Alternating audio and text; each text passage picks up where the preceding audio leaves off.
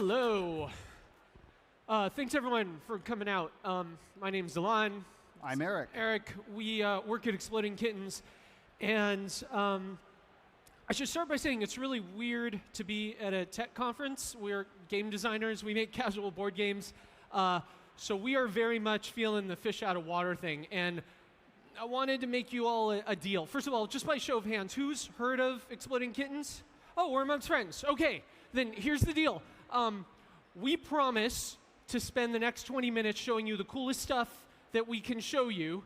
But instead of applauding afterwards, how about you just make us feel welcome now up front so we don't feel quite so nervous? Cheers, yeah? Awesome. All right, we really thank appreciate you. it, thank you. All right, so we're going to talk about the future of game design. Our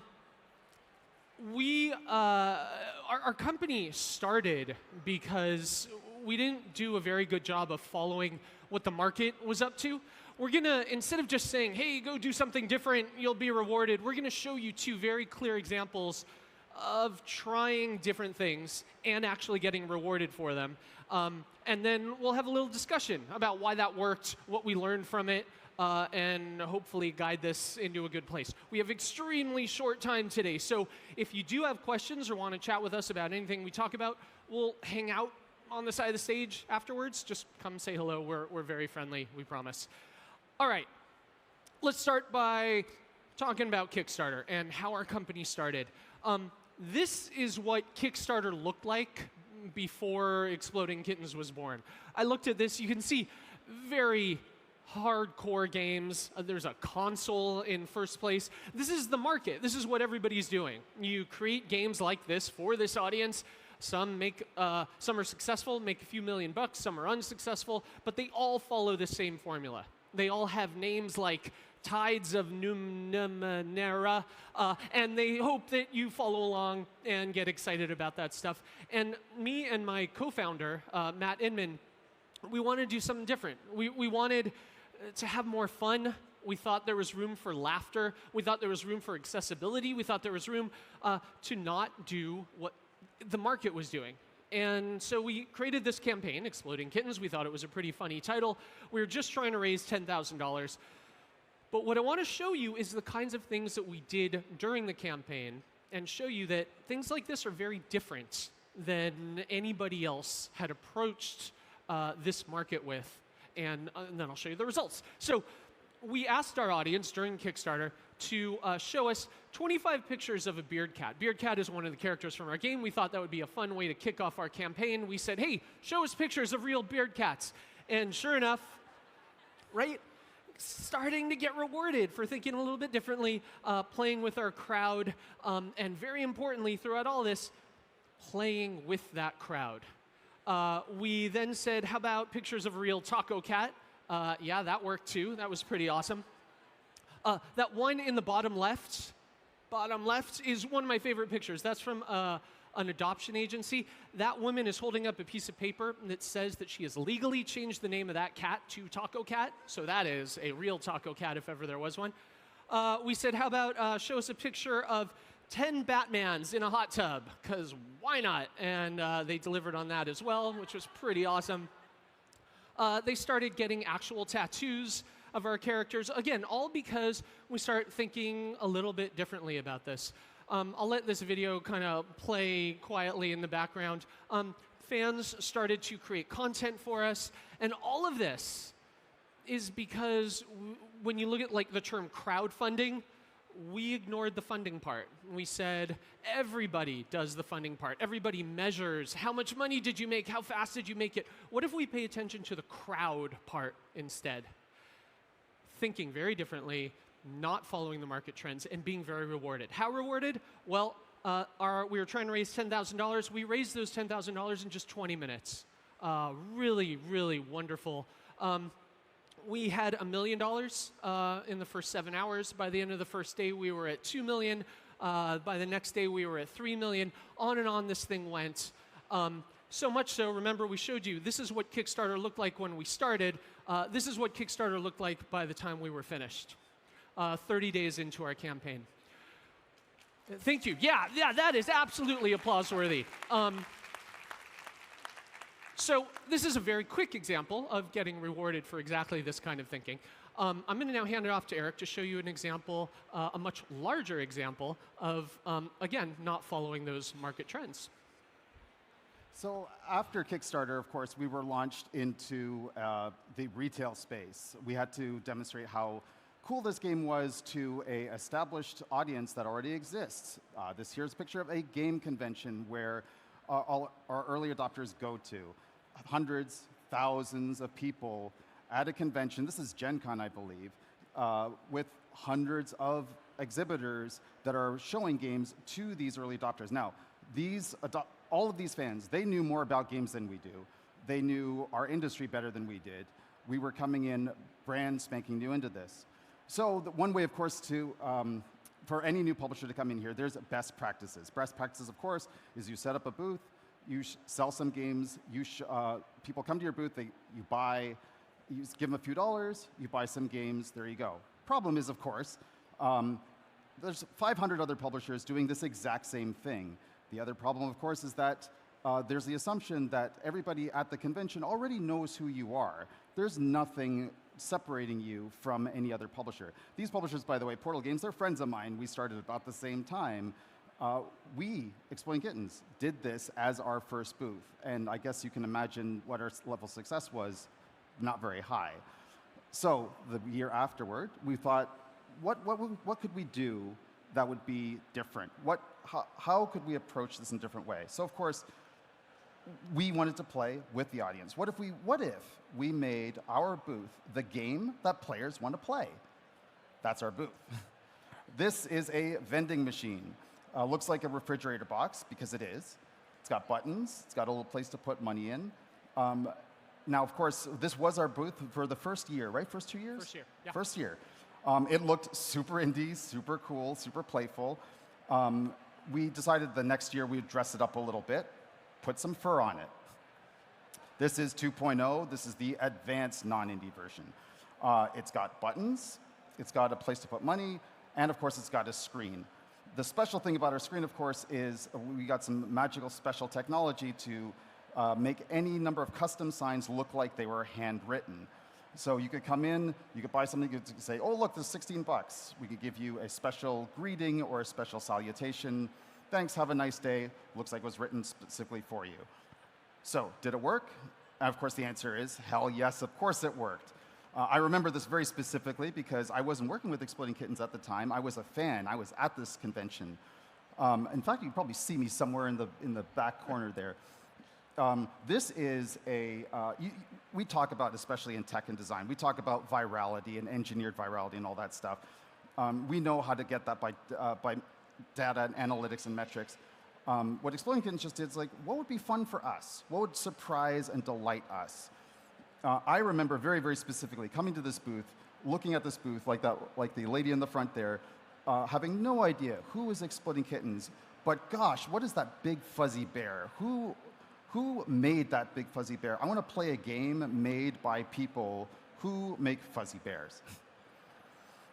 So there's a special thing, of course, beyond all of that. There's a special button on this machine that is the random item button. So a lot of people who come up to our booth, they don't know who we are, right? They may not know what the expansion sets are, but they see this big, shiny, random item button. Pay us $1, get a random item out of it. These random items were literally this, right? You could get a watermelon, you could get a plushie, that's a real pineapple. That's a picture of the lineup outside the booth of people coming back over and over and over again. A real life Skinner box. Now, one of the most brilliant things about this that surprised and delighted me was that every single item that came out of this was too big to fit in your backpack and your pack. So you would see people walking around this convention with giant mops, with pineapples, with cantaloupes, going, what on earth is happening here? And so all of us, of course, who work in tech, we're like, that's, of course, it's virality in real life. Super cool. So how did we do it? How did we do it? Well, there's a trick to all this. We're very proud of the vending machine, but the answer to how did we do it, of course, is we completely cheated. Not a vending machine at all. This is a vending machine costume. It's a giant empty space inside there are people to deliver all of these objects. There was one person to interact with the audience. There was one person holding up signs. There was one person handling the money. There was one person running back and forth. And then 2 people constantly building those random items that we handed out the front. That fancy high-tech sign system that Eric was talking about, yeah, this is it. This is literally a bunch of whiteboards. We would scribble on them really quick and then hold them up, Wile E. Coyote style. This is what it looked like backstage. This is what it looked like filled with people backstage. It was a very small space as we just scrambled to try to deliver as many random items, deliver as much joy as we possibly could.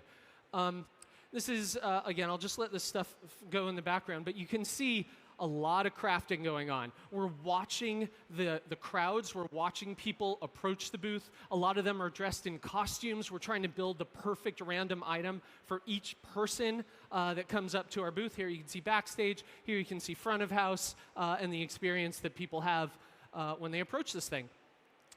It was stocked with a whole bunch of games. Our very first year, we ran out of items almost immediately. We had to go to the dollar store locally and buy everything, like clean out the store, every single thing in the store. It was no fun to be in back of us in that line. We sat backstage and just built everything we could think of. It was an arts and crafts extravaganza back there. And the big question is, did it do what it was supposed to do? Are we able to go and not build the same damn booth that everybody else is building? Yes. The answer is absolutely yes. So many people got in line for this thing. So much so that our line extended out of our booth. It extended through booths like this, out the convention hall, down the street, and around the block. 2 to 3 hour wait just to come up, push the random item button, interact with a giant 8-foot-tall fuzzy vending machine. It was glorious. It was so much fun. We had tons of people just hanging out in front of the booth, waiting to see what's going to come out next. We figured out that we could produce over 2,000 different random items. So you could watch for hours and never see the same object come out of the vending machine twice. One of my favorite problems that we had to solve was so many people gathered around this booth, and we need to go in and out constantly, right? We have to get backstage and get in front of house and get backstage and back and forth, and the crowd is so thick that they block our way. We cannot get to that black curtain. And so a friend of mine, Jordan, came up with the perfect solution. We tried guards, we tried stanchions, we tried all the fencing. None of it worked. Everybody just wanted to get as close as they could. Finally, perfect solution. He took some tape and wrote lava on the floor. 100% successful. I was so proud of that solve. We watched people dress up. Because there's a 2-hour line, we can watch people in line. So when we would see someone dressed like the Mother of Dragons from Game of Thrones, we can quickly go backstage and bedazzle an entire watermelon so that when she comes up, puts $1 in the machine, pushes a random item, a second later, a dragon egg comes out, and everybody's jaw hits the floor, because that is magic. That is impossible. And there it is right before your eyes. We took selfies with stormtroopers. We delighted little kids with watermelons. That kid on the left, all we did, he put in $1, push a random item. We unrolled 6 rolls of toilet paper at him. That's the greatest day of his life. Look at the look on that kid's face. This wonderful sense of expectation as people approach the booth. It was pure magic. It was pure joy. Who knows what's going to come out of this thing? Everybody wanted their picture taken. We got a little selfie stick that we would extend out the front of the thing. Here's this poor kid. We mummified him right there. And his mom is helping us. Look at the look on this little girl's face. She's about to get fairy wings from this giant furry vending machine. We see stuff like this floating around conventions. This is a woman who proposed to us. She wanted to marry the vending machine. She wrote us this lovely love letter. On and on and on this went. I could talk for hours about the delight and the magic that happens when we decided to do it differently, to not blend in, to not look like every other booth there. People posted pictures. It completely took over social media. It was everywhere. It was trending on every platform imaginable. And I just kind of want to leave with this thought. Eric and I will talk a little bit more, but I want to leave with this thought of it's very important to me that when we talk about not following marketing trends, trying something different, trying something that makes you personally delighted, that's not just motivational garbage, that there is actual success at the end of that path. That if you really believe in something and you keep working at it, you really, really can create some magic and delight a bunch of people and get rewarded on the other end to build a very successful business around things like this. So, with that said, I'll let some very happy people kind of play in the background. But one of the reasons I'm excited to be on this stage with, holy crap, only 2 minutes left, is to ask someone, to ask Eric, who's a very famous game designer, knows far more about games than I do, but you joined as an outsider, right? You have such a traditional background of building very successful games, and yet... I was in that crowd. Yeah, and you were in that crowd, right? But you decided to stop and come hang out with us lunatics, and I wanted to just ask, like, why, and what was that like for you? Right. So, I mean, I've worked in this game industry for 25 years. I've worked for the Hasbros, the Spin Masters, the Mattels of the world. I worked on Facebook games. I've done all the data-driven design, all that. But at my heart, I'm an instinct-driven designer. And when I first saw, it was this booth. When I first saw this booth at a convention, and when I spent time in Asia, in Singapore, when I was actually executive director for another publisher, I noticed around kitchen tables, around game stores, around hobby stores, coffee shops, people were playing this game, this mass market accessible game that you could teach in 2 minutes. They were playing it in a way that people who were playing my hobby games, people like Call of Duty, World of Warcraft, Lord of the Rings, they played it every day with the same group. They played obsessively. They had fan groups. They had message boards about it. This was hobby-level behavior, hardcore gamer-level behavior around this fun party game about exploding kittens. I saw tons of other games that sort of followed the same formula, but you could tell that they were a little bit more market-driven and a little bit more like anticipating what the market wanted. In my gut, I could tell this is a game made by people who wanted to play with their friends. And of course, I talked to you and I found that's exactly what happened.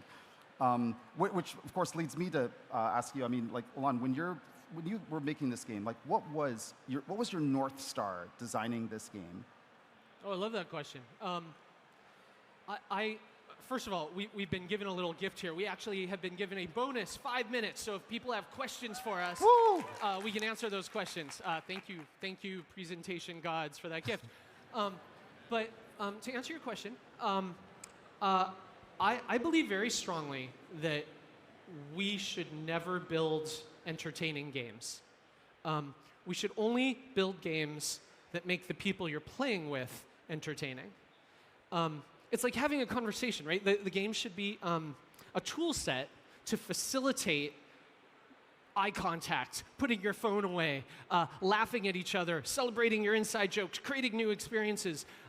Games should be the tools that enable that mechanic, and I had almost never had that experience playing games, and I thought, for me, it was really important to start a company that built and gave people those tools, because I thought those would be really powerful things.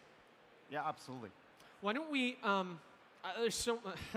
we've got a really weird time format, but I think we should take advantage of our few minutes. Elan and Eric, thank you so much. If there are any questions from the audience, if you want to raise your hand, Anthony here will come and take some questions.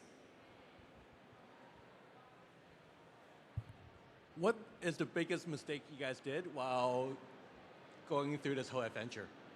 And how do you guys move past the it? biggest mistake. Oh, wow. Okay, so many. I think that one of the mistakes that we fell prey to, that I think a lot of people do, is once you have one success, like our Kickstarter, trying to do that again. And in the same way, using the same tools, speaking that exact same language, when the reality is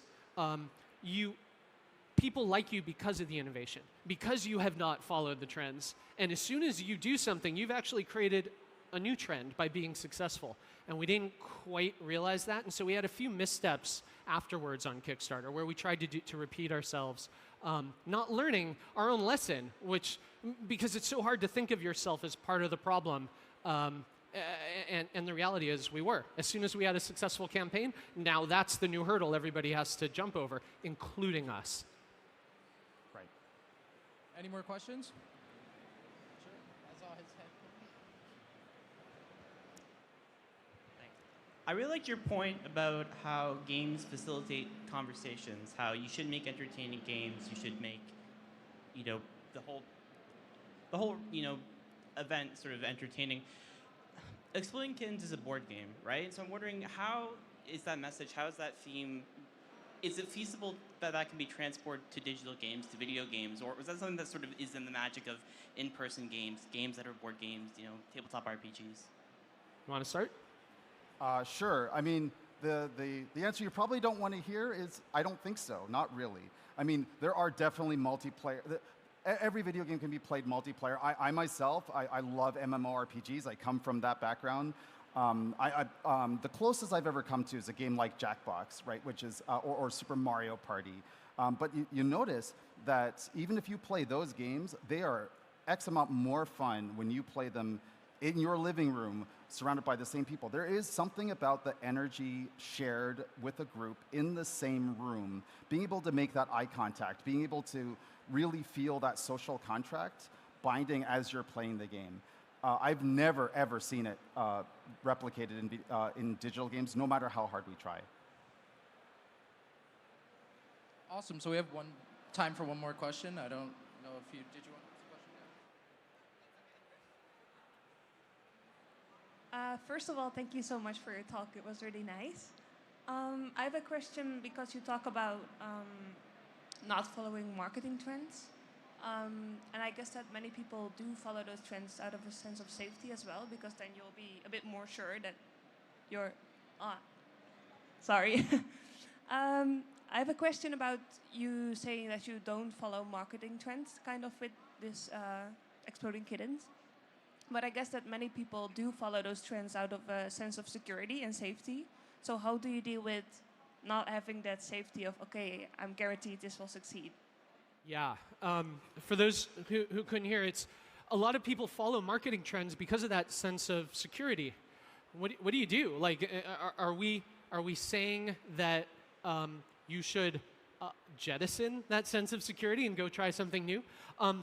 The answer is yes, but I actually believe it's very important to walk away from that security and try those new things. But you have to be willing to fail. And the only way that you're able to fail is if you understand the difference between failure and failing fast. Any success, the stuff that we showed, comes after years of failures. Trial and fail, and try and fail, and over and over and over again. And as long as you're willing to not linger in any of those fails, identify them as failures as quickly as possible so that you can move on to the next one, so that you understand you can't possibly ever hit a success without moving along that path of fail, then you are equipped to abandon that sense of security, to not try the same thing that everybody else did. The only bad thing you can do is to not properly identify when you are failing and keep doing that same thing over and over and over again for way too long. So I'm a big fan of walking away from what everybody else is doing, as long as you understand wherever you're walking to is not the right answer. It's just a step along the path to eventually get you there. With that said, we're probably out of time. Thank you very much. Thank you. Thanks, everyone.